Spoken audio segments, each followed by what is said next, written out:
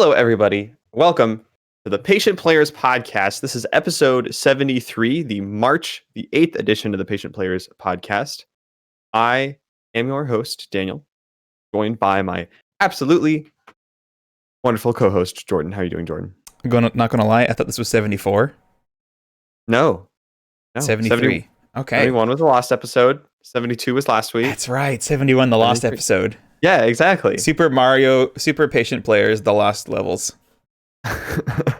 so whenever the episode finally gets over here from Japan, yeah, then, exactly. We'll finally have the all the regional optimizations and whatnot.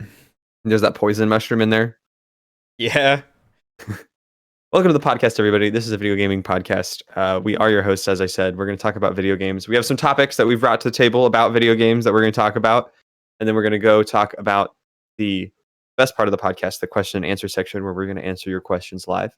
You can send questions over to patientplayerspodcast@gmail.com as the email inbox, or if you head over to patientplayers.com/social, you'll find all sorts of links to join us either in our live recording Twitch chat or sending us emails that way, or through our various social media channels, YouTube videos, that kind of thing. It's all available there.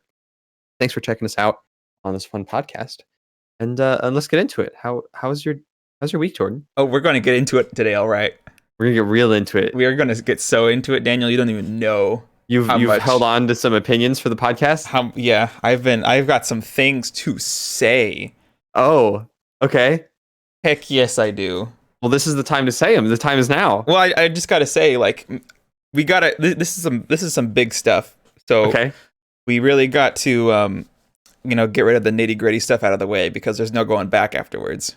Okay, so we gotta do some house cleaning and get some stuff out of here. Yeah, let's do some video game house cleaning. It's time for video game house cleaning. Oh, okay. Yeah. Well, good. So what does video game house cleaning consist of? Do we just talk about things that aren't interesting for a while? That seems like a bad way to do a podcast. Not interesting, but maybe this is like maybe we can do like our minor things here, you know?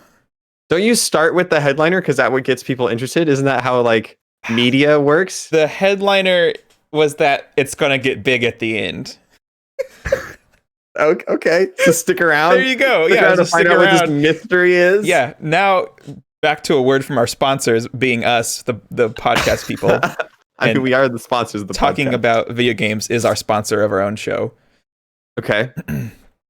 So house cleaning. House cleaning. I mean, I play a lot of games this week, but it's a lot of stuff you've heard me talk about already. Mm-hmm. So like that sounds pretty house cleany. Cleany, yeah, definitely. You know what's weird? I've still every single week that we've done this podcast. I guess not every single week, because there was a couple of weeks we were off. But during the weeks that we were off, I was playing a lot of Hyrule Warriors. Like I'm still like every day or two playing a new level of Hyrule Warriors. Mm-hmm. Just in the car before I go to bed, whatever. Like I still am having fun with that game. It's a nice little... I'm sorry. Do you drive and play Switch games? I do not do the thing that you're accusing me of doing. I'm picturing two Joy-Cons duct taped to the steering wheel. You know, and like as you're driving, you could put the actual console like where the GPS unit would go. Yes, like, in front of you, and you could still see the roads. I don't suggest this. I'm not going to do it, and I have not done it. And I resent any accusations otherwise. But I've been playing Hyrule Warriors. I don't have a lot to say about it. It's good. I like Link. He seems good. They make you play as Link in a lot of missions, and so then he becomes very high level, and then he's your strongest guy. Oh, and so you want to keep playing Link? Yeah, and then it's like kind of self-fulfilling, because like it's kind of cool though, because in the story all the other characters are like, oh, he's the mighty champion, he has the master sword. Like it's so impressive how he is just like this combat genius. And in Breath of the Wild they like rarely mention that. They'll be like, oh, he was a knight, like he was really strong. Mm-hmm. But in this game you're like, every time you kill someone, everyone is like, oh my gosh, Link, like, how do you do this? You make it look so easy. And he's just like this combat god. And he's like, yeah. I would love if he just spoke back like that. Just like in a voiced cutscene, just There have been Zelda games where Link like didn't speak and then they act like he does. Mm-hmm. Where he's just like, And they're like, yeah, thanks for telling me about this. Yes, I understand. But Breath of the Wild and Age of Calamity so far nobody ever pretends like he is talking, so I wonder if he's just canonically mute. Like if he just has a disability and everyone's just real respectful about it. They're just like, Link, you're so awesome at fighting. And they're like, oh, do you want to go over here with us, Link? And he's just like, mm-hmm. And they're just like, oh, okay, great. Like no one tries to make him talk because they all know he can't. I don't know. That's my headcanon now. He could be a Ferb, where it's just like off screen. He says this really brilliant thing, and then that's just it. I thought Ferb was something really inappropriate, and I was like, what could Ferb possibly mean? And then I just realized you were talking about the Disney Channel character Ferb from the show Phineas and Ferb. That is correct. Yeah, nothing inappropriate here. He's a silent boy. He is. But anyways, I like Age of Calamity. It's fun. I'll keep playing it. Urbosa is the best. Overfished girl. Don't my fish waifu. Don't hurt me like that. Urbosa is a better, stronger, more independent waifu. Oh, I mean, you're not wrong, but fish waifu touches my heart. Urbosa is like queen of her people. She leads the land with a kind heart. Yeah? Can't beat it. No, I'm not arguing with that. Yeah, I don't see what the problem is there. Fish Lady is just a vulnerable damsel in distress. All right, that's my house cleaning on Hyrule Warriors. Oh, wow. Well, I guess I can get my Animal Crossing house cleaning out of the way. Okay. Animal Crossing, it's a game. I like this game. Yeah. Had I talked about the Mario update? It wasn't out yet, wasn't it? It was not out last week. You were real hype about the warp pipes. Yes, warp pipes, incredible. Beautiful. So good. I have one in like my town square, and the other one is in my house, so I can teleport from the town square to my house. Lickety split. You set up new pipes or just the 2? You can do more than 2.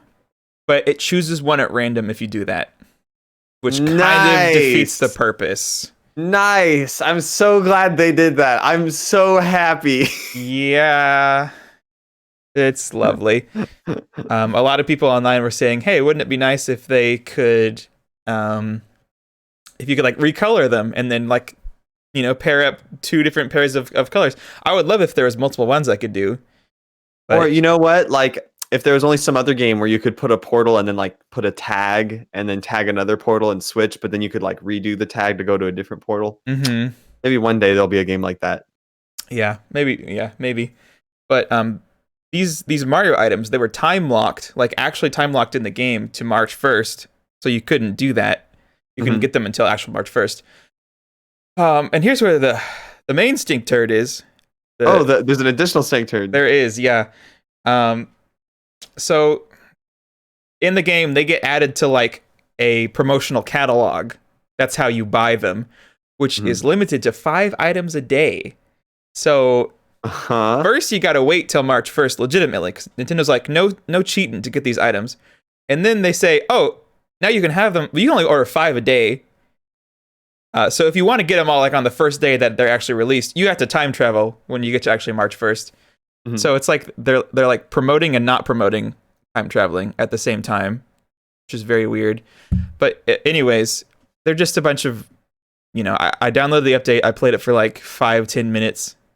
Warp pipe is cool. And then I'm like, wow, this was a really sad update. It's just furniture and warp pipe, right? Like there's nothing. Yep. That is it.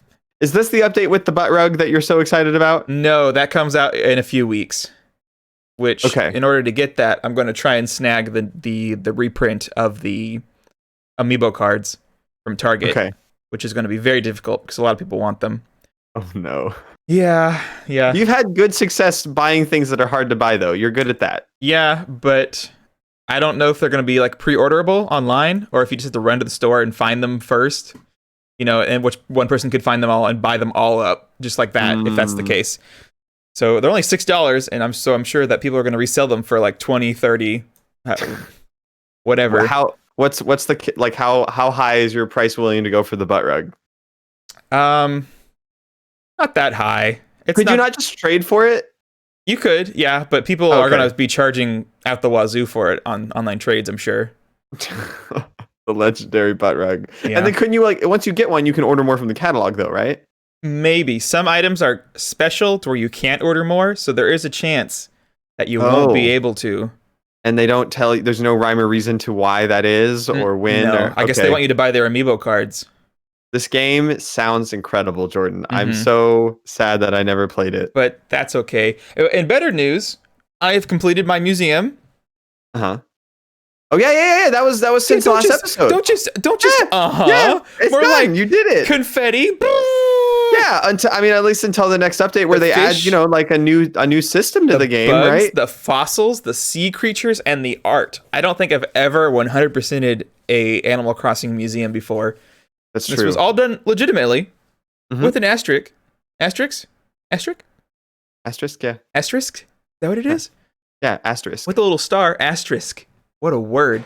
Because obviously I used legitimate mechanics to get access to things earlier, which I still considered to be legitimate. But some people are like, oh, I did it like the real way where I actually waited for all the things. Everybody just holding a sense of superiority over everybody else, over who experienced the most inconvenience It's playing Animal true. Crossing. That is like the community in a hilarious. nutshell. Is like who could be the most superior Animal Crossing fan, which is kind of funny in a game like that. But yeah, that's Animal Crossing. Still hoping for a big like year anniversary update. I feel like it's not coming. I feel like the only thing it's going to get is that amiibo card update, Mhm. and then imagine all the people who won't be able to experience it because they can't buy the cards because they're not going to be Mhm. they're going to be sold out.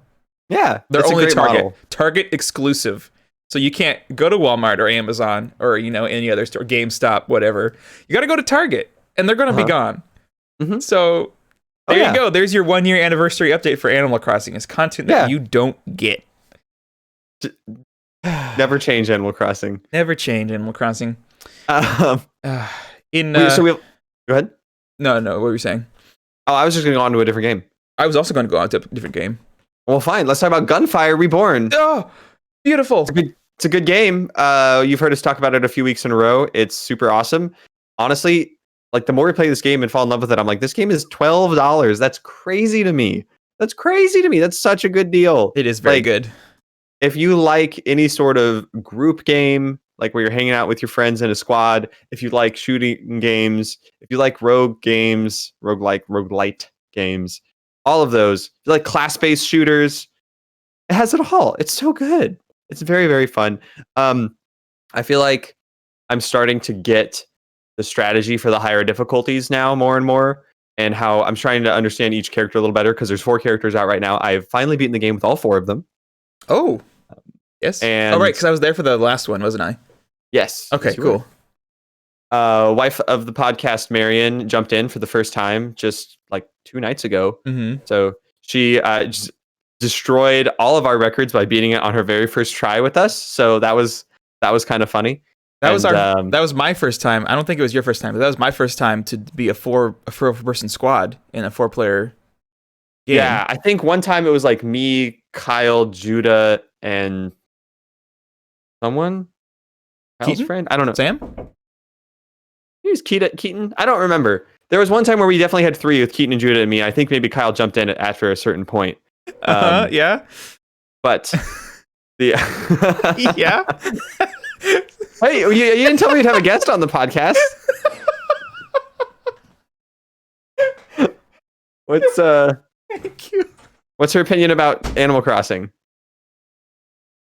I even have the sign up on my door that says live recording. I put that up there because of the pizza incident back in the day. Do you remember that? Yeah, it was great. The pizza. Oh my It was great. That was amazing. Just see a little. Oh, right. This is a podcast. Sorry. My someone came in the background just now. I was just like, ignore it. It's just gonna go away in a second. I have the sign up, so I feel justified to just ignore it. Yes.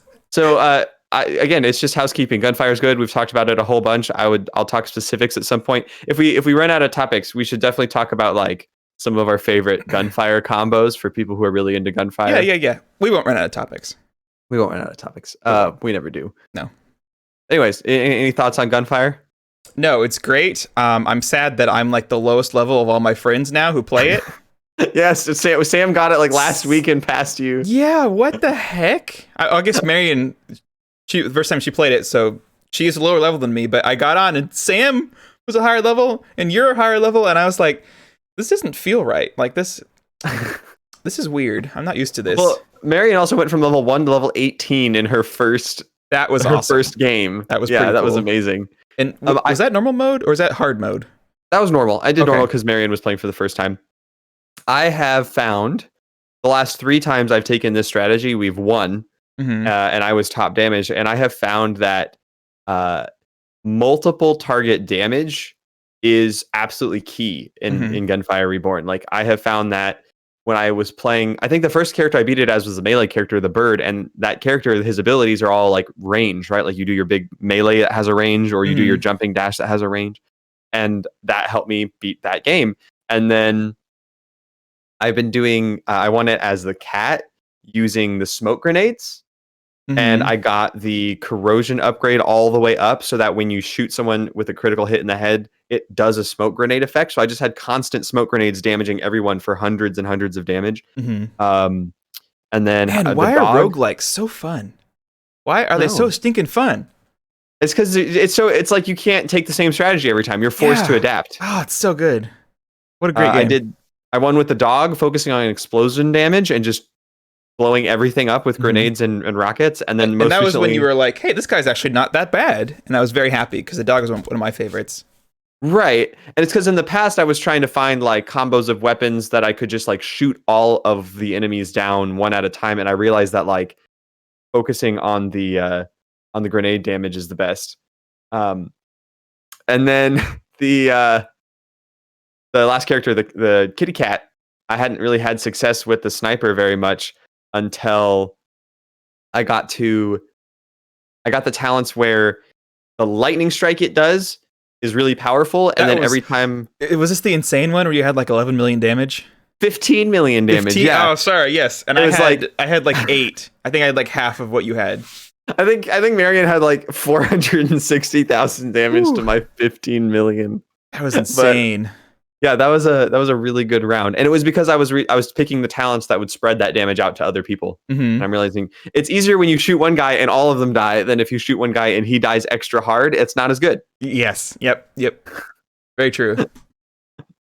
So, anyways, that's Gunfire. I think that's most of my what did we call it? House cleaning. Yes. That's all your house cleaning. I mean, there were some games we played today, and there's a game I played last night, but those are both. I'll talk about them maybe a little bit more. Okay, good. Yeah, I'll finish up my house cleaning with just a really important thing happened in my life regarding Mario Kart, Daniel. Oh, okay. I don't know if you know this, but in the Wii U version of Mario Kart 8, you have to get 10,000 coins across all your gameplay in order to unlock the final like item in the game, which is just a gold glider. Yep. That takes a long time. Yes. In the Switch one, they nerfed it to 5,000. Yes. And I only just got it. Like a few weeks ago. Mario Kart. It is a lot of Mario Kart. A lot of Mario Kart. I do. Because the thing is you only get coins with what you finish the race with. So that's a max of 10 per race. So you need to get best case scenario 500 races with max coins, and you don't ever, you don't always do that. But it stacks with multiplayer, right? Doesn't every racer contribute coins? That's correct. Yeah. And it's still taken me, I don't know, I have like 60 hours of the game. Jeez. And I just got it. But that was huge, like I did it. I wanted the gold glider from the Wii U version since it came out like 9 years ago. So that's a little cleaner fact, fun game cleaner fact. New Smash Bros. Character came out. That happened. I know nothing about it, and when I feel interested in it, I'm sure I'll boot it up and try them out. That's good. Have you tried them out? It's like me and Hades. See, you understand. Yeah, it's like that's a thing.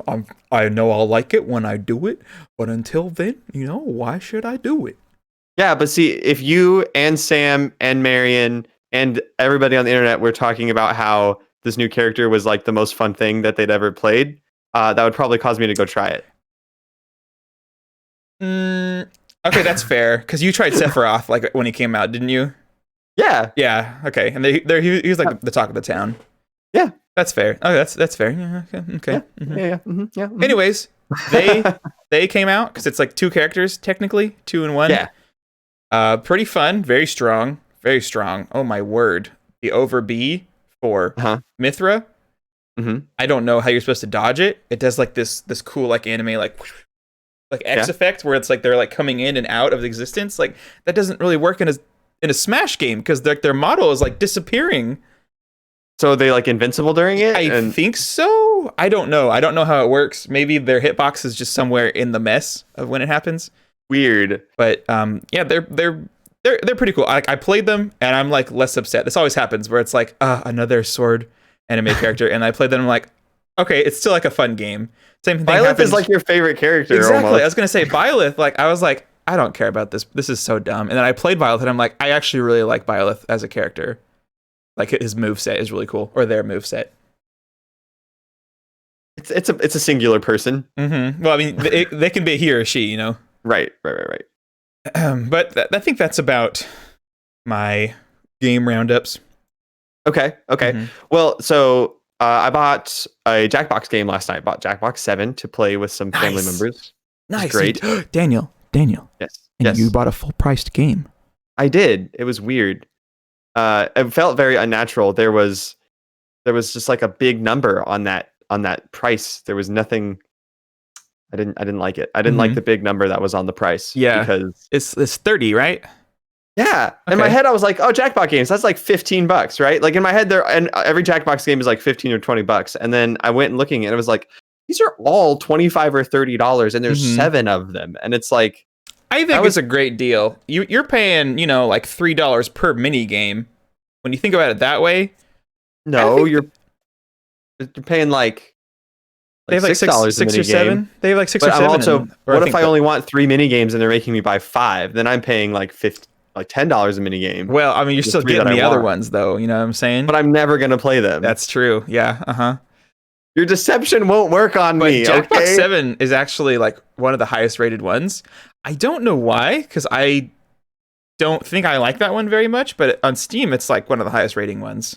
I had also heard people saying that this was the most consistently good one, like all the games people liked, except maybe one of them. Mm-hmm. And we tried out 3. Obviously, Quiplash is Quiplash. We played some Quiplash, which is still fun. I don't like the theme they went with this Quiplash.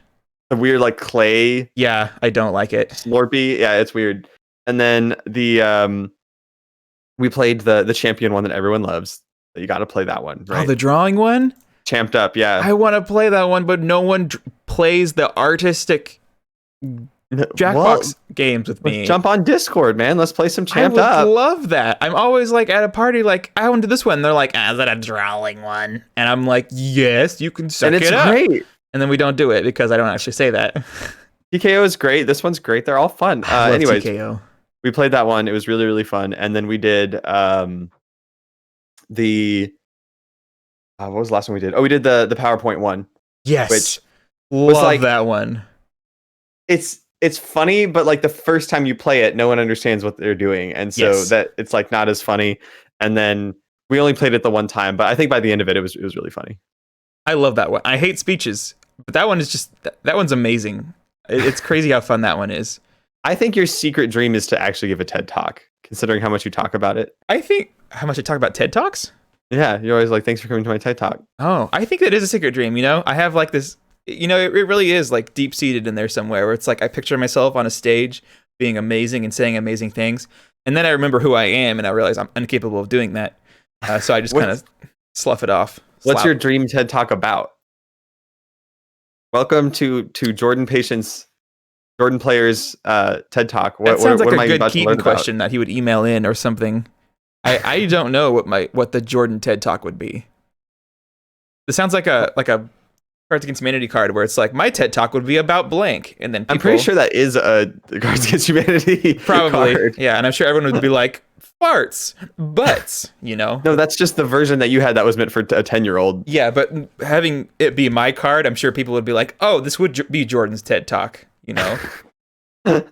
Hi, I'm Jordan. My TED Talk is why I haven't played Hades yet. Ooh. All right, so I think that you invested yourself in not playing Hades. Like I think that it's part of your personality now. Mm-hmm. It's one of your defining character traits, and so you're too invested in not playing Hades to ever play Hades. That's an unfortunate character trait. Yeah, I mean, I came to accept it about 3 weeks ago. 3 weeks ago? What? This is now just who you are as a person. Is just someone who doesn't play Hades. What happened 3 weeks ago? I don't know. It was just you woke up one day and you're like, it's not going to happen. Somebody is parking sideways in my driveway. Like parallel parking in your driveway? No, like they just kind of drove up into it sideways, and now they're just there and getting out of the car. Do they have a package? Because that might be a delivery. They're drinking a fast food drink in the passenger side. Somebody is. I hope you don't have a surprise guest. This is not the time for surprise guests. It's absolutely not the time for surprise guests. Well, I will keep you updated. Oh, it's my your in-laws. wife's parents. Oh, are they dropping off? Oh, yeah, they're dropping off something that I left at their house last night. Well, we were just talking about playing games with them. I Anyways, that was weird. They don't have to like come upstairs and be like, say hi to you and give you a hug or something. No, I'm pretty sure that they know that I'm doing a podcast. It's fine. Okay. Well, if not, I guess we'll find out in a few minutes. An excellent excuse to not have to go say hi to your in-laws. No, it's okay. I had a lot of fun hanging out with them yesterday. Oh, that's good. Yeah, liking your in-laws is a big deal. Yeah, I'm very happy that I'm going to be liking mine. All right. That was Jackbox. What's going on? Tell me the juicy deets. Okay, so I was at White Rhino the other day, and wait, what is that? I'm sorry, that's our local coffee shop. Shout out to White Rhino. Oh, okay. In Dallas, but you don't know which one, so you don't know where I live. Ha, get wrecked. And I thought I would try out the Steam remote play feature on the local Wi-Fi because I had my Xbox controller and I had my iPad. Yes. So I actually booted up and played a good old hour or so of Omori. Oh, wow. I did. Yes. That's cool. Yay. Mm-hmm. That seems like a good game to play over Steam Remote Play. Yeah, with people around in the daytime, gotta say, I am loving it. I am absolutely loving it. I cannot wait to play this game like to the fullest. I didn't realize it was about like depression, which is a sad note, but I feel like I would have been more inclined to try it out if I had been told that. I just was told that it was a psychedelic horror game, which is a no for me, but a psychedelic horror game about depression, I'm there, dude. I'm in.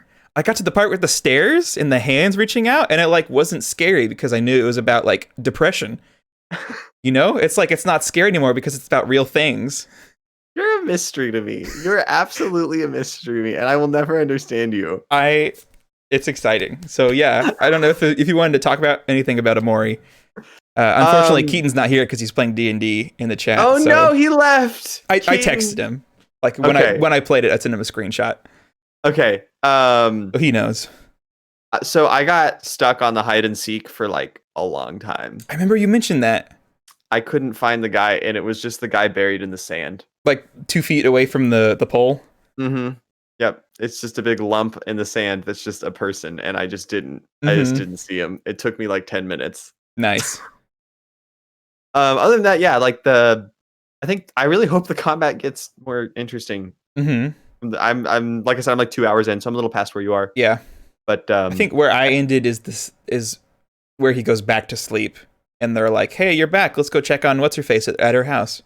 Right. So the part where, oh my word, she drops the photograph on the ground. Yeah. Holy smoke! That's where I was like, oh, I'm buckling in for this ride. Like, oh snap! I got excited to play this game. It's so cool. Like, thank you, Keaton, again for buying us this game. Yeah. I hope it has like some big takeoff twist point, or maybe it's just all, like what we've experienced so far, where it's just a good quality game. Mm-hmm. Mm-hmm. I agree. Yep. I've not had the opportunity. I think Steam Remote Play will be a good option for that game, though, because I feel like there's a lot of times where those kind of games are like, man, I really wish I had it on Switch, right? Because it's like, yes, I'd love to boot it up when I have some time away from my desk. If I'm sitting down to like play a game at my computer, that's where I do Valheim or Gunfire, that kind of thing. Mm-hmm. And so it's a lot harder to just be like, oh, I'm going to sit down and play Omori for an hour or two because there's all these other games I want to play. Yeah, exactly. And also you get the added benefit of getting the Steam achievements, which are a big deal to me. So that's Omori. The last game I've played was Valheim, which I bring up again from last week because I played a bunch more of it. I think I had I just beaten the second boss last week, or no, I can't remember. You remember where I was last week in Valheim? I don't. Because you were there with me. It was around the second boss time. I think the second boss, I feel like that was like a few days ago that you were fighting the tree man. But yeah, I need to find my insulin remote real quick. Oh no. Okay, you keep yourself because alive. diabetes. I'll talk about our adventures we had this morning. Surprise jammies. Oh, that sounds good. So, Yeah, do that. Yeah, so Jordan and I were playing Valheim together actually this morning. It was Jordan's first time playing Valheim. He purchased the game to play with me. He'd been watching some streams over the last week of me playing the game out to him. Got to see me fight the second boss. Got to see me travel away from my like home island for the first time out into the world. And the boat was pretty cool. It was pretty exciting getting on the boat, watching you get on the boat. Yeah, I've heard other podcasts talk about the game, and hearing about the shenanigans that happens with multiplayer with the boat sounds hilarious. Like, oh no, apparently it's really easy to fall off the boat if you're not careful. Oh no, and, like that can lead to some hilarity. So I'm really excited to see what happens as we continue to play, because multiplayer wise, we've really only just started. We actually got all the way to beating the first boss, but we kind of rushed it. I really didn't do much else besides what we needed to do to get to that first boss, because I knew that it would unlock a lot of stuff for us right away. Mm-hmm. I am concerned that like what I didn't want to happen was to start the game and be like, oh, well, I already have all of this stuff and you need to get caught up, because I knew you like to explore and kind of like figure stuff out for yourself. So I was kind of just letting you do your thing and trying to help you with what you were doing, and then like you wanted to pickaxe, so I went to go do the boss. Wait, I'm sorry, you're talking about me? Yeah. You think I like to figure stuff out on my own? Well, you certainly don't like being told how to do things. I like a guide. But you ignore every piece of advice and tutorial that is ever thrown at you. Oh, but that doesn't mean I don't. Hold on. Who's in this scenario? Who's throwing it at me? Is it you or the game? Either, I feel like. Okay, no, I feel like I like being like, I almost wanted to be like, hey, you should just bring over all your items just so we can like speed run this bad boy and get going on what's going on and like tell me how to do. Yeah, no, I don't want to have to figure things out. You kidding me? I'm so bad at figuring things out. Okay. I got so bored of playing it. I built a little house. That's what you're supposed to do in the game, is like build a little house, make a shelter, and survive. So I thought that was what you wanted to do, and then I was like, what do you want to be doing? What's your goal? And you're like, I just don't know what to do, so I'm building a house. I'm like, okay, is that your goal? You're like, I don't know what to do. I'm like, it was a really, you know what it was? It was a really eye-opening experience. As I was saying that, I was like, oh, this is how people feel when they play Minecraft with me. Because I've heard them say that. They say, I don't know what to do. And I'm just like, just go build something. And they're like, build what? So me saying that earlier, I was like, oh no, I understand now. And it makes me sad because I don't want people to feel the way I was feeling earlier. Oh no, I don't want you to feel that way either. Playing Minecraft with me. I like the boss aspect a lot. Yes. I think the boss was fun. Yes. I don't know how we can improve upon that experience that we had today. Maybe not being separate in our goals, or like we need to upgrade and build this stuff, so let's go find it together, because you were running off doing stuff. So yes. I was just like burning myself on a fireplace in circles for like a long time. So I was like, I don't know what to do. I chopped down some trees and I'm like, this is kind of boring chopping down trees. So you know how sometimes when you're playing a game and you're like, all right, we're a group, we have an objective, and you're like, all right, let's go accomplish this objective. And then you look, and like friend of the podcast, Judah, is like, oh, this fire is really interesting. I'm going to keep burning myself on it. And you're like, but there's an objective. And then it's like the words are just hitting a wall and they're just like bouncing off.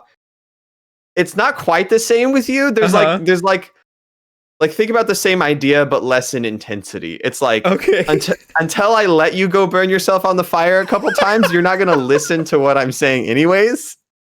So I'm just kind of trying to give you the space you need to burn yourself on a fire. That's amazing. Well, I love our dynamic. That is so perfect. Also being there to give you advice when you want to do something more useful than burning yourself on a fire. Oh man. I really appreciated when you built me that little thingy that upgraded my workbench.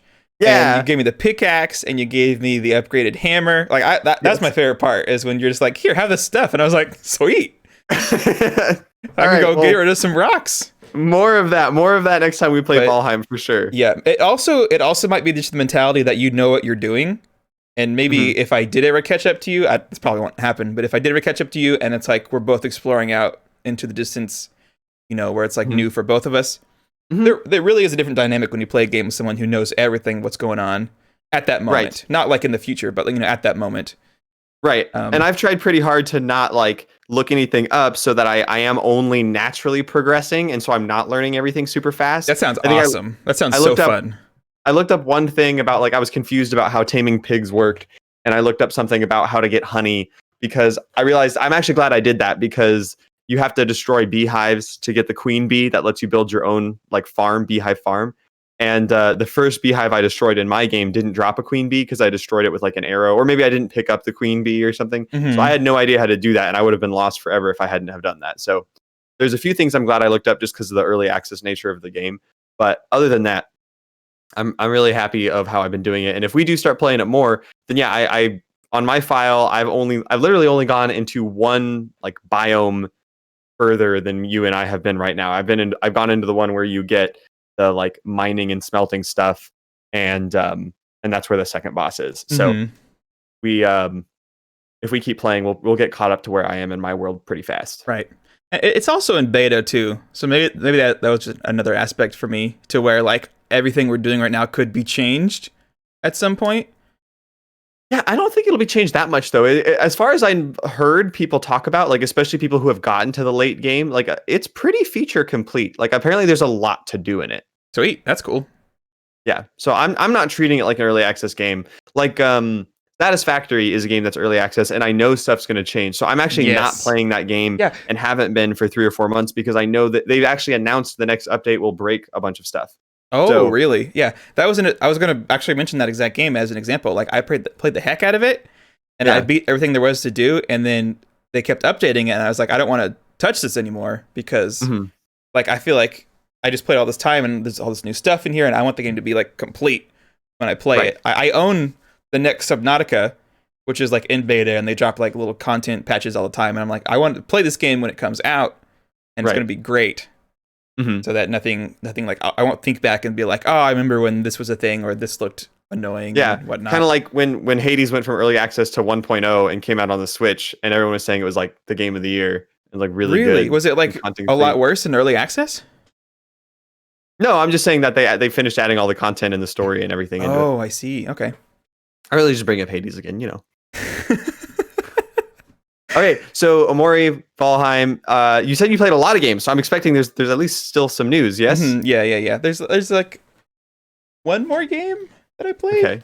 Okay. Did you play anything else? Like, is that all your? You are really holding back on whatever this. You're. This is gonna be a bombshell that you're dropping. It might be. Okay. Maybe. Yeah. I don't think I have anything else that I played. Okay. I continue to play Heave Ho with a bunch of high schoolers at my church, and they love it. And Heave Ho is amazing. I played it with my in-laws last night after we played Jackbox, and it's still amazing. It's a great game. Also, that first world after the tutorial world is really hard. Like on Heave Ho? On Heave Ho, yeah. I'm surprised because we played a bunch the other day. We played like the forest level, and like we played like levels 3, 4, and 5. World 2 is super hard. Oh, the darkness one. No. Just the sky one. There's no ropes or anything. All you're doing is flinging yourself, and like you have to work together and fling, and that's a really hard mechanic. Oh, interesting. Really weird. Anyways. Huh. Okay. What were you saying? I don't remember. Was I saying something? The game. What's the game? What's the game you played? Oh, yeah. Well, I've been playing a lot of games. I've been playing Smash. I played Spelunky 2. Okay. I played, Animal Crossing. Oh, really? I played Hades. I've been playing some Mario Kart. I've been playing. Did you hear what I just said? Mario Kart. What did I say before that? Did you say Hades? Yeah. So you just been lying all this whole episode? Of course. Yeah. Why would you do that? I started playing it like 2 days ago, and of course, I'm absolutely loving it. I've done maybe like 15 runs, maybe. Okay. The furthest I've gotten, yet last night, I made it to the final world, and I died. Where like the dog is sitting on the bridge or whatever.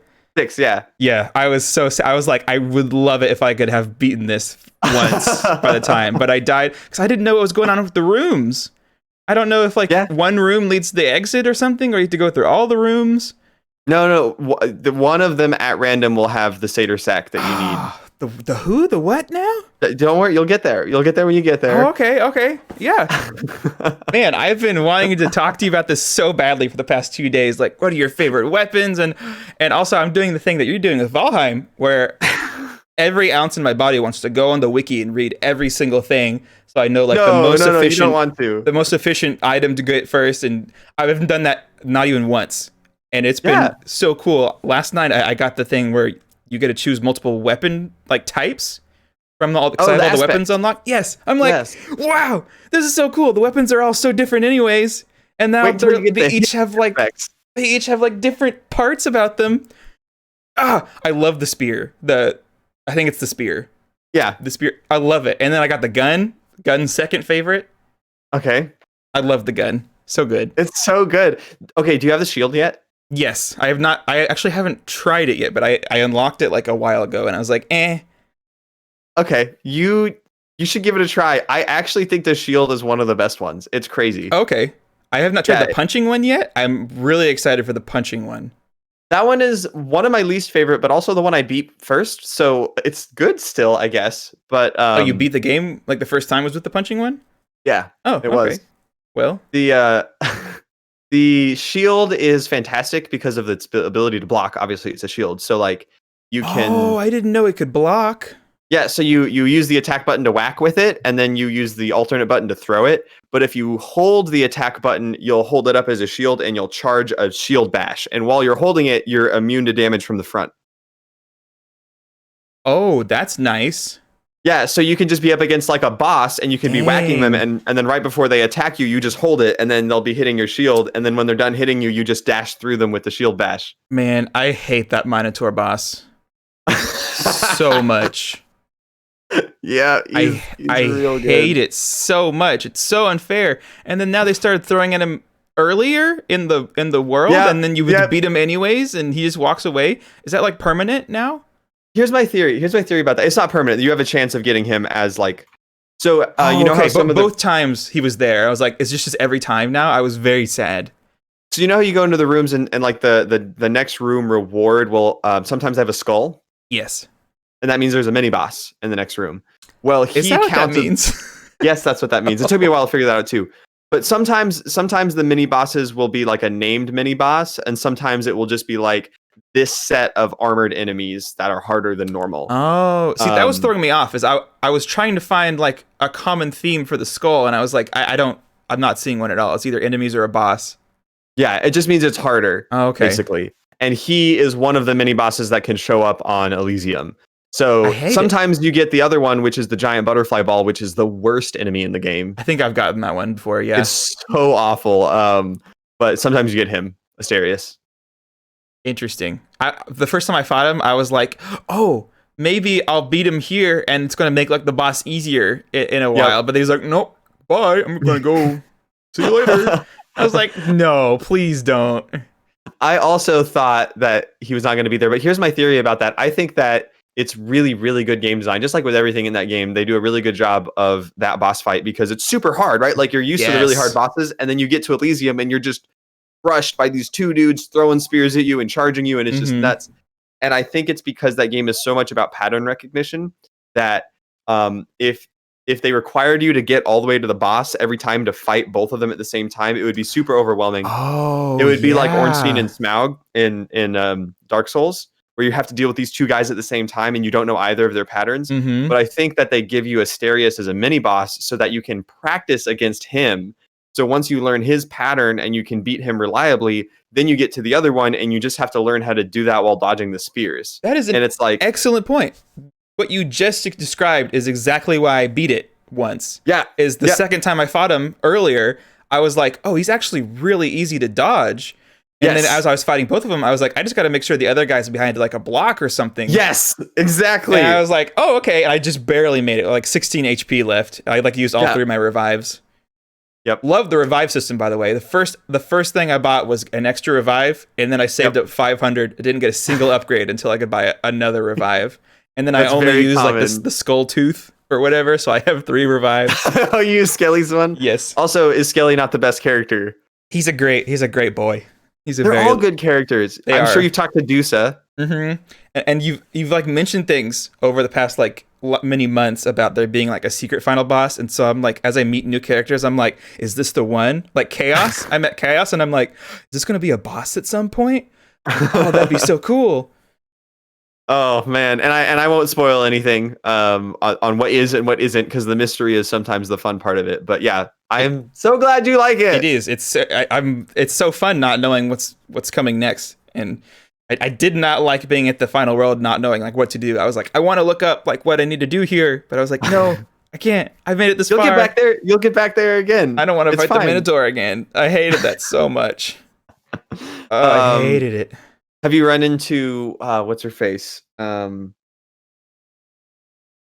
the Dryad lady. Marianne, help me out here. The Dryad lady. I've ran into a bunch of old, funny, wacky characters. See, and like I think that's great because that game is awesome for all the reasons you're talking about, and we're talking about builds and boons and stuff like that. But honestly, all of the character in the story that gets told is like awesome. It's like some of the best out there on top of this great game, which is why I think people like it so much. But I would almost like I would almost never be disappointed dying, because I'm like, oh, I can go talk to everybody again. Like yes. going back to the hub world, you're like, oh, I could go find out what's going on with Meg or whatever. Exactly. Yeah, I've loved that too, where it's like, oh no, I died, but also like there's a story I can look forward to that, and then I like talk to people and I get more story, and I'm like, oh, I gotta do another round now. I just got some upgrades. I got some people to talk to. It's a vicious cycle, because you're like, oh, Fred, I died. And you're like, oh, okay, you know what? It's fine. I'll go talk to everybody. And so you go and you talk to everybody and you spend all your upgrade points, and you're like, all right, cool.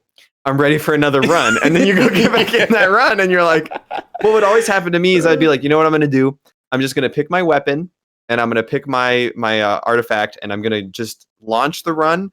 And then I'm going to sleep the machine, so that way when I come back, it's all set up for me. And I would launch the run, and I'd be like, ooh, there's a hammer. What upgrade am I going to get? And then I'd be like, oh, I got to try out this upgrade. And then I would just start. I love the hammer upgrades. Oh, they're so good. I love the spear one where you can just hold down attack. Like the spear is my favorite because the attack range is just insane. I love that. And that's why I love the gun, probably, is also a long attack range. Yep. Oh, Eurydice was the character I was thinking of. Have you run into Eurydice? Is that the singing lady? Yes. Yeah. Singing lady in Asphodel? Yep. Have you memorized all the names of the places yet? That took me a while. No. I'm not even going to assume. You got your Tartarus, you got your Asphodel, you got your Elysium, and you got your River Styx. There's your Temple Styx. Oh. Temple Styx. Temple of Styx. There's another god I haven't met yet. It just says question mark, and I'm like, who could this be? Surely I haven't just missed them up to this point. You will be able to meet them soon. Sweet. That's exciting, because I know who it is. That's very exciting that I keep checking it, and it's like, no, I still don't, because I've been saving up the little offering things to give to each one of them once, so I can get all of the like artifacts. Yeah, because I just want to see what they all offer. And so I'm like, there's one more out there. I need to give them this offering. Yep. I gotta do it. Yep. It's super good. The nectar is super valuable. At the end of the game, you need a lot of that stuff. There's like, even after you beat the game, right? And then you gotta I didn't. Just I'm me saying, in general. Okay. You will beat the game, and then like you have to beat the game, which requires some other things where you actually get credits rolling. And then there's actually another ending to the game. You mentioned that before too. Yeah, it requires like max relationship with every character, basically. Oh. So it's a lot of nectar. It's a lot of nectar. Oh my goodness. Can I want to look this up, but I don't want to like read other things. So I want to ask you, is there any benefit to like trying to max out with someone early and in relationship wise? Like, do they give me more items, or is it just like more lore? It's more lore. There are, I think, 6 or 7 characters in the game that when you hit like a certain point, you'll see a lock show up. Well, all characters will have locks where like you need to hit a certain cutscene before you can do more. But there's 6 or 7 characters in the game where when you break the lock and you get like a special cutscene, you'll like go to dinner with them and like have a conversation, usually in the lounge, and like a very special cutscene will play out. and then there'll be like an unlock animation and more hearts will appear and you can go into like a deeper relationship. And when that happens, they will give you another item, and I could tell you a little bit about it, or you want to just discover it. No, that's fine. That's enough for now. That's just okay. It's just, I wanted to keep upgrading these, but I was like, no, I don't want to just be wasting the points on that when there might be a use to it like at all. So yeah, to my knowledge, and Marianne, you can correct me if I'm wrong, because I've not found all of these characters yet when I've been playing. But to my knowledge, the only characters that give you a second buff after the first artifact, I think they're all in Hades. In the house. Oh, really? Hades. I don't think like the gods or anything will give you those, or anybody you meet out in the world. Okay, I like that. Yeah, because like those are the ones I gave it last to. Because I was like, when I had one, I was like, I got to save this for when I happen to run into this person. Right. Like the person you mentioned, the Dryad lady. I think you can give her one. And so I was like, I got to always have one with me in case there's another character out there that I happen to run across. So I'm not saying don't give Nectar to Eurydice, because there are other reasons you want to do that, but they're not gameplay buffs. They're story related. Oh, okay. So like there are huge chunks of story that you need to unlock with all the characters you meet out in the world too. Mm-hmm. They all have their own stories and plots that then tie back to characters in the main game. Interesting. So is it the mom? Is Eurydice your mom? Yeah. Eurydice is not your mom. Okay, darn. I had that thought. She was like, I tried to escape once, and that was right after I had just learned that the mom was like, I'm out of here, you know? So I was like, what if this is the mom? No, your mom is not a tree lady. Oh, darn. Have you met Orpheus yet? Who that? He's the bard, the lute player. Yes, in like the lush world? No, that's Patroclus. Okay, maybe I haven't then. Orpheus would be in the House of Hades. He's suspiciously missing when you first start the game, and they're like, Orpheus isn't here. What's going on? Orpheus. I don't think I have. Yeah, I guess I haven't yet. Okay. I think you'll like Orpheus a lot now that I think about it. Sweet. I really do. Okay. That's cool. Oh no. That was really funny if you know Orpheus. Sorry. It's a good game. Yeah, you're playing Hades. It's a good game. It's a great game. Yeah. Yep. Are you gonna get it on the computer to get those crisp 60 frames? Already did. Oh, you have it on both? Yeah. And also the Steam achievements. It was on sale, so I was like, it's Destiny. Actually, you know what? I think what happened was... Destiny is free. Oh, right. I think what happened was it was on sale a few days ago, and so I bought it, and I was like, well, I own it twice now, so I'm at least going to give it a try. And then I was like, okay, this is good. Yeah. Wait, so if there's ever a game I want you to try in the future, if I give you 2 copies... That's enough to get you to try it? Maybe if it's 2 copies that have cross-save, you know? Like, the cross-save is just so... It's so good. It's such a cool feature. Man, I can't believe that you tried both Valheim and Hades in the same week. This is too good to be true. It's been a good week. I also mentioned this earlier. I did try Spelunky too. I played that maybe like 10 minutes, and I was like, yep, that's Spelunky. It's fun. I'll save it for when I'm craving some Spelunky. There you go. Mm-hmm. Raven Spelunky. That was from you, so thank you for that wonderful birthday gift, Christmas gift. That was a Christmas gift. Yeah. Alrighty. Well, we've talked about games for quite a long time. I believe it's time for the best part of the podcast, which is the questions and answers section, so we can get out of here. Dear listener, you really do make this podcast. Thank you for listening to it. And if you want to be a part of the podcast, you can head on over to your email client and email patientplayerspodcast@gmail.com. Or join us on our live stream on the weekends when we record our podcast over on twitch.tv and ask questions in the chat. So that's where we're headed now. We have a couple emails that have been sent in. I am going to go ahead and I think, Jordan, will you take the first email? Yes.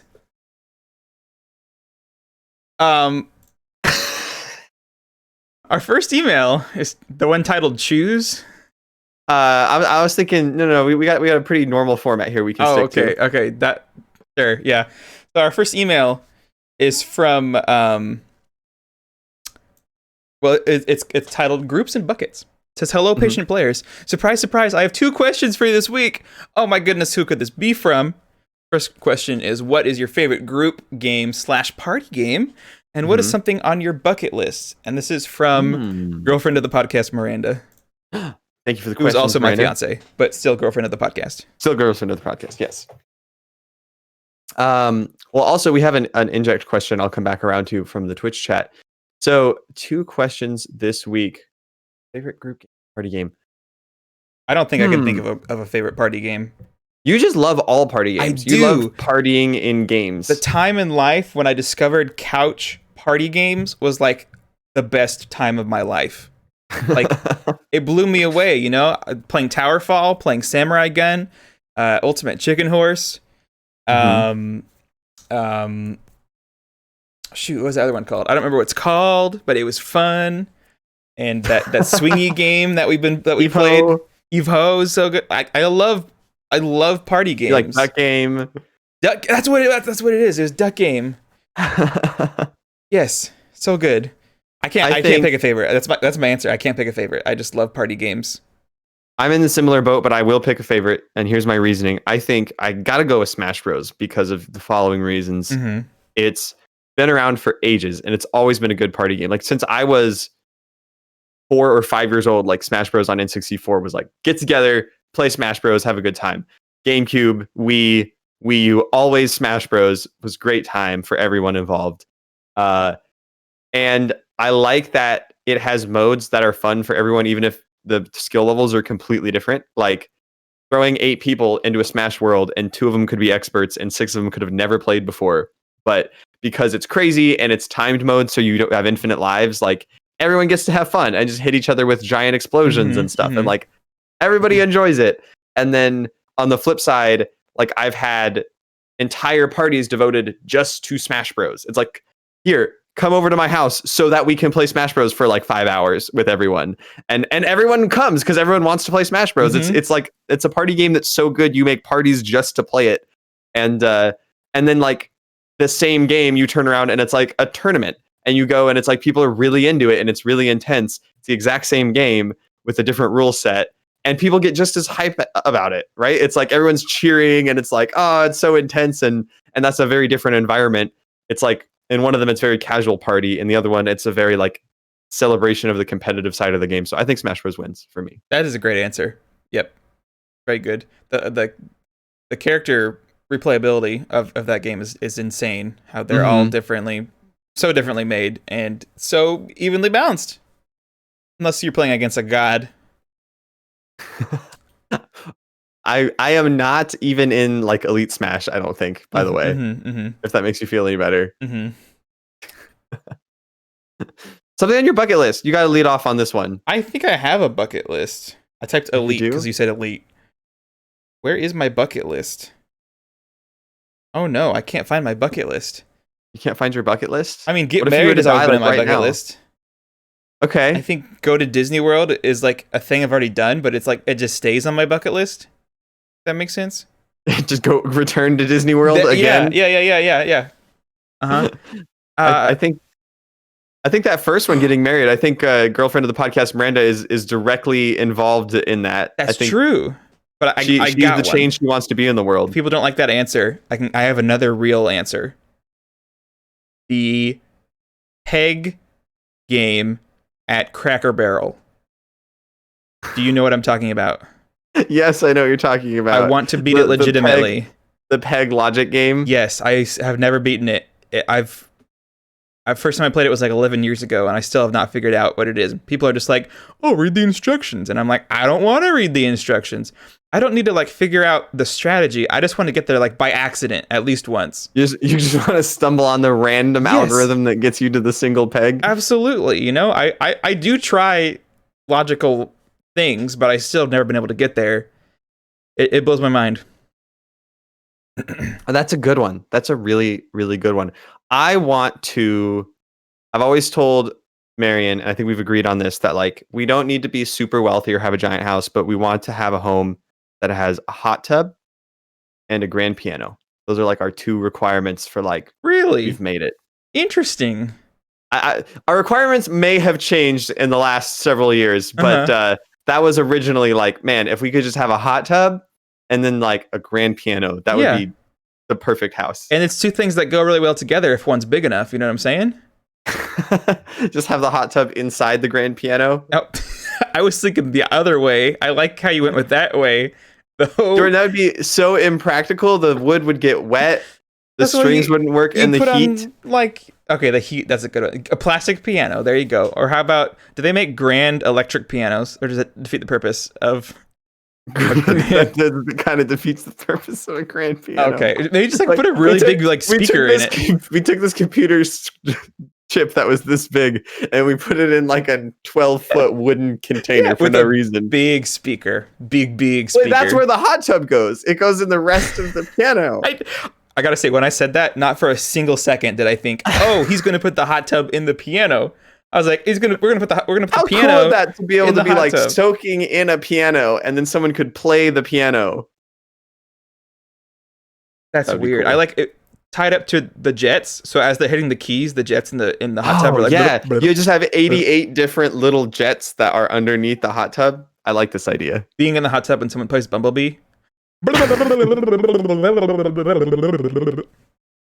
would be very, very fun. Wonderful. Alrighty, I will take our next email here. This one comes in from Alicia Morehow, who I believe we've gotten these emails before on this wacky, wild, magical adventure that Alicia is experiencing via her diary, which is transmitting to the email. So that's very fun. It says, "Dear Diary, it is me again, Alicia Morehow. Last time I wrote to you, I found I had a mysterious and delicious pool of blue sludge. I'm not sure what happened after that, but I must have fallen asleep because when I woke up, I was at the bottom of the pool.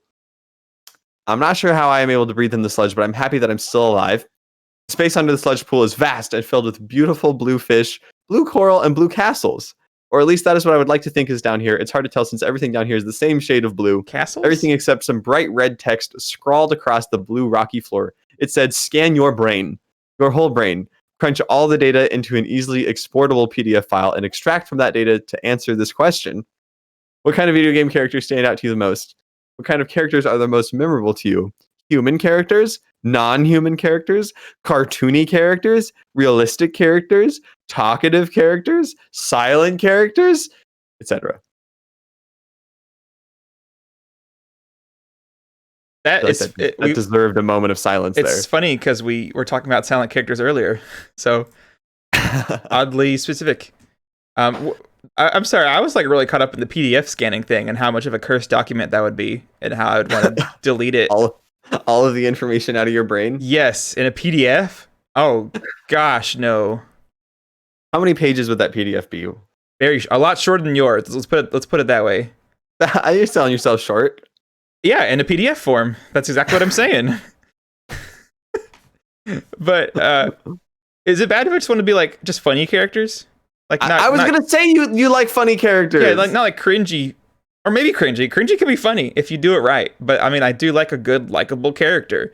Like even the robot guy on Destiny is so overhyped, but like he's just still like super likable because he's like the funny robot character who says like the witty things, you know. I'm trying to think about what stands out to me the most. I think what? Okay. Yeah. I think that characters who break out of storytelling tropes I like a lot.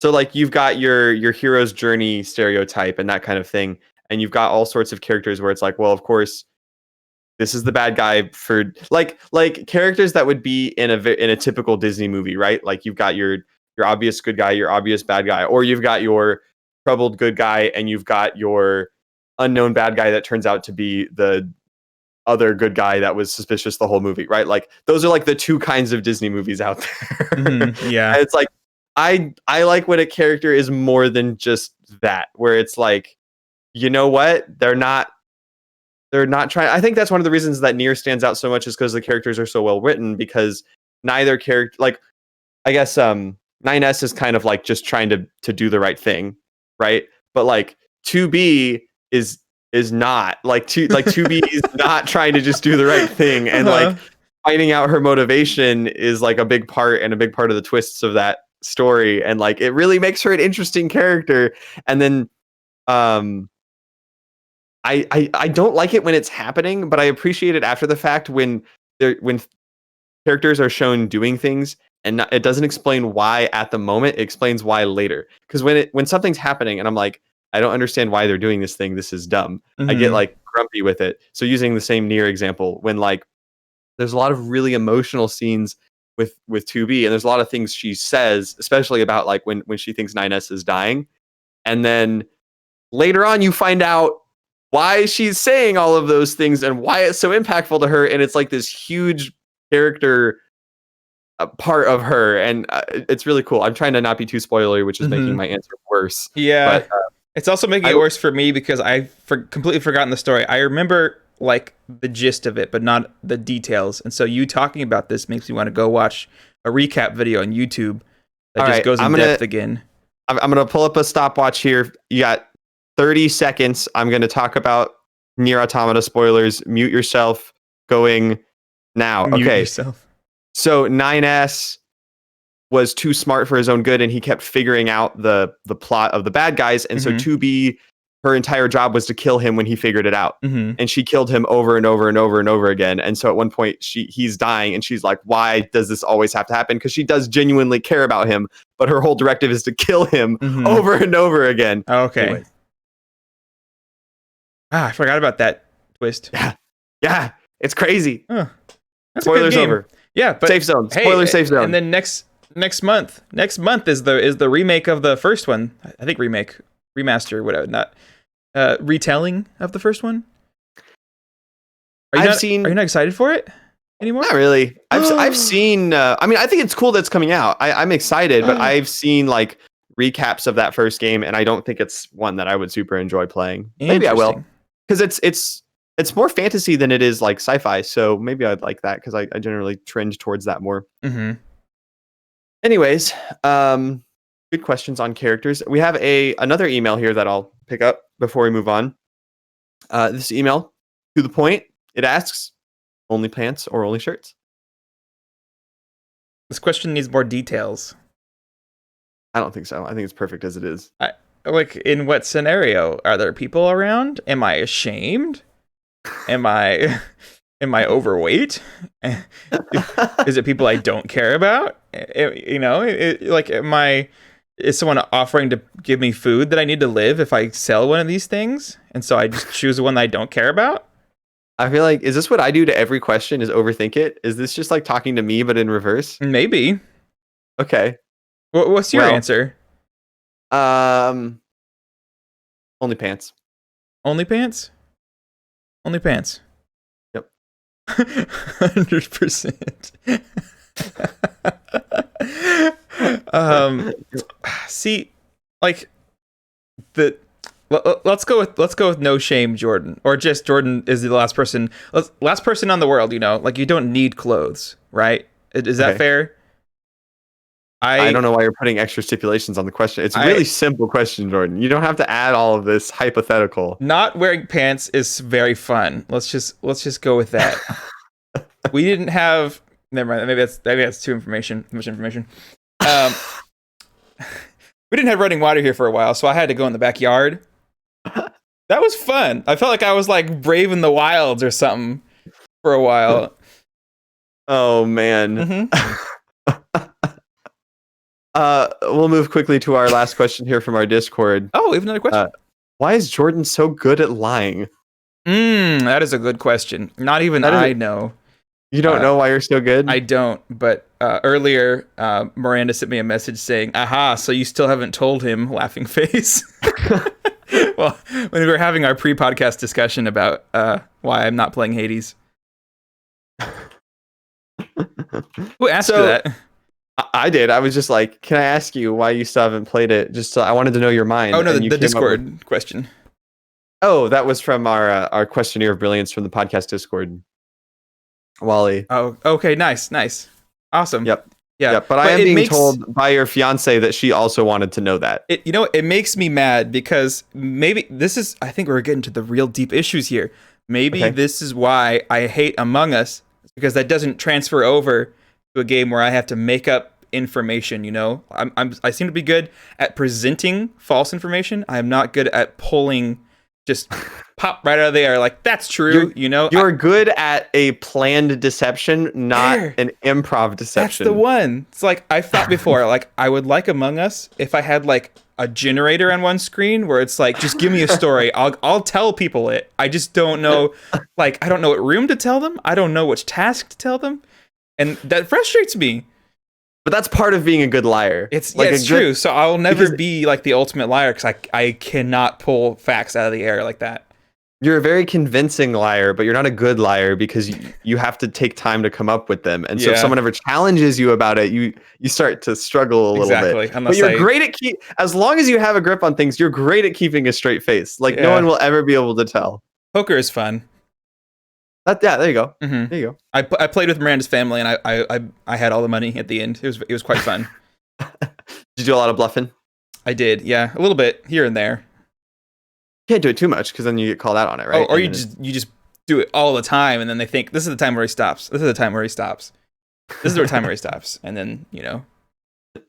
They always doubting themselves. I don't know how I won that. Well, this has been a very fun podcast episode. Thank you for joining us, everyone. Thanks for joining me, Jordan, my wonderful co-host. Appreciate it. Thanks for playing joining Valheim with me as my vulnerable co-horse, Daniel. Do you say vulnerable? Valuable. Wonderful. You're my vulnerable co-horse, Daniel, on this Patient Players podcast. I'm not your horse. I'm your co-horse. Where we do love. Yeah, implying I am also a horse, or I have another horse. Or we're horses together. No. We are one horse together. We're co-horses. Hey, if you take apart the boat and put it together, is it the original boat? Like no. It's like cat dog, but it's just two horses. Oh, there's a game called Fogs that I want to get, where you're a noodle dog and each person controls one head of the dog noodle. So it's like Nobby Nobby Boy? Maybe? But on two different controllers? Yes. And I wanna get it. To play with Miranda. That's it. New question in the chat. Are we saying co-horse? Yes, we are saying co-horse. Why does that mean something? I hope it doesn't mean anything. I'm scared. You're my cohort. Right, that means like partner in crime, right? It could mean a lot of things. Like you have cohorts of like groups of people in a class. Okay, nice. Yeah, but instead, no, I didn't mean to say cohort. I thought he did say horse on accident, so I threw it back at him. Thank you for joining the podcast, everyone. Next week, Patient Players Podcast. Send us an email, patientplayerspodcast@gmail.com. We want those questions. Thank you for joining us. Send us your kisses. Keaton, you deserve me some kisses because I played Amori. I'm going to keep playing. He was going to give you exploding kisses if you didn't play Amori. Boom! Oh, so no kisses. Never mind. Okay. See you guys next week. Bye. Bye.